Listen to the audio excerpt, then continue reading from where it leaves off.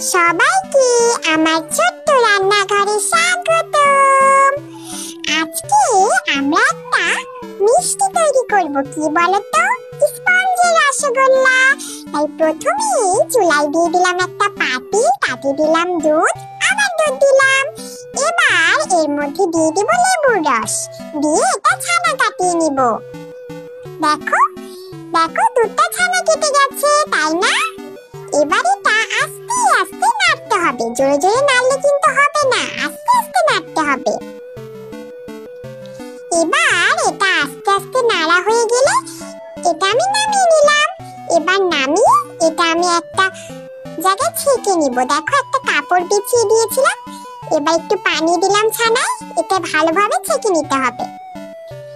এবার পানিটা সুন্দর করে আমি ঝরিয়ে নিব। কাপড়টা আস্তে করে চিপে চিপে আমি পানিটা ঝরিয়ে নিব।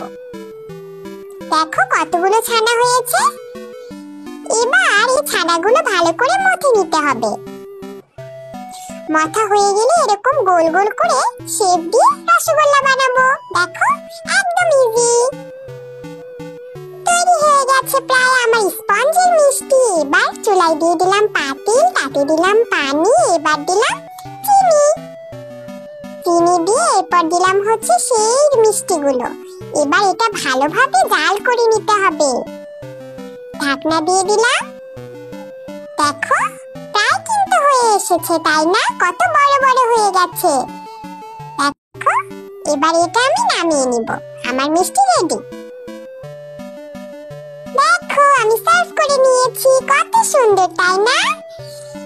অনেক মজা হয়েছিল, কিন্তু তোমরাও বাসায় এভাবে বানিয়ে খাবে।